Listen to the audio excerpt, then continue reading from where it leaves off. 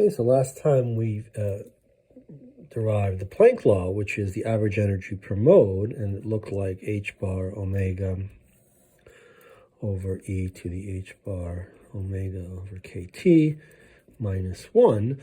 And now we want to consider, we want to get the total energy, so we have to integrate over all frequencies. And the easier way to do this is to, again, this is part of the thermal physics course. We'll go through this rather quickly. We're sort of thinking of, here's the star and here's the radiation that's in the star, and all the ways that the radiation can sort of, in a sense, fit into the star. That brings in our wave number times, I don't know, let's just say the radius of the star, r naught. I don't know, maybe twice that. We'll leave out some of these extra factors. We'll just say it fits in some constant a, pi times n. That's our n for all of our different modes.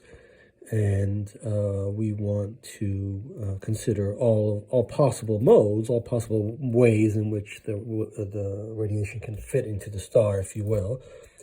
So we'll have a sort of a sphere of radius n that we integrate over from 0 to infinity. So in terms of, so let's write this, k is 2 pi over lambda, right, the wavelength. So we have 2 pi over lambda, that's equal to omega over c. And so this relationship becomes omega r naught over c is equal to a pi n. Pi n, and therefore we can say that the n index is omega r naught over a c pi. And then dn is r naught d omega over a c pi. And we want to integrate, well, we're thinking of 0 to infinity, h bar omega d omega over e to the h bar omega over kt minus 1.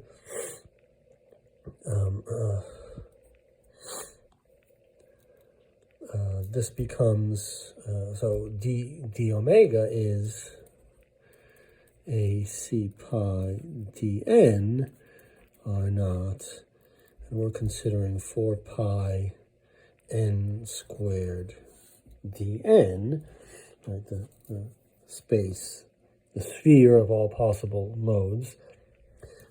Here we end up with a 4 h bar a c pi squared.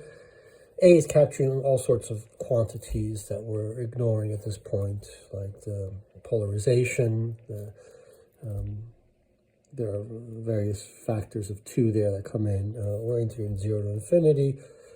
We just care about the relationship with the temperature. We're not deriving the exact constant. This becomes n cubed in the n, in the space of n, e to the h bar a c pi n over r naught kt minus 1.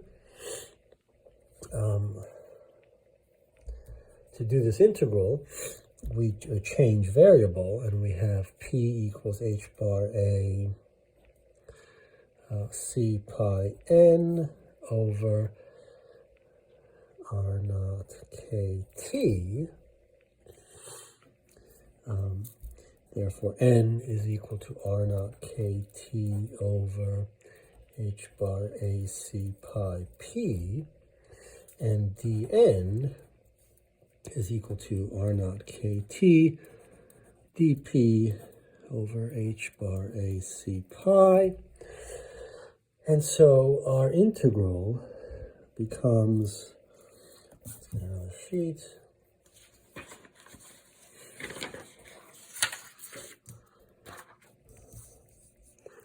Our integral ends up looking like, well, we have an r naught to the 4th, k to the 4th, t to the 4th, over h bar to the fourth, a to the fourth, everything to the fourth, pi to the fourth, 4h bar ac pi squared over r naught, integral from 0 to infinity of this p cubed dp and e to the p minus 1. This integral looks like pi squared or something like that. But what we care about is that the temperature term is here, right? So this means that we have well, maybe two things. We have an r cubed, r naught. We called it r naught, radius of the star. I think so. So that's sort of the volume of the star times t to the fourth. And so what we can say is that sort of the energy, the total energy over r naught cubed, basically the volume of the star, so that's the energy density, is proportional to the temperature to the fourth power. But more generally, the luminosity, right, the energy, this energy is leaking out at the surface of the star.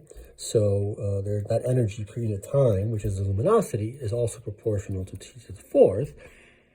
And this is the Stefan-Boltzmann law. Right, so the idea is we measure the flux, we get the luminosity of the star, that we also have the temperature of the star.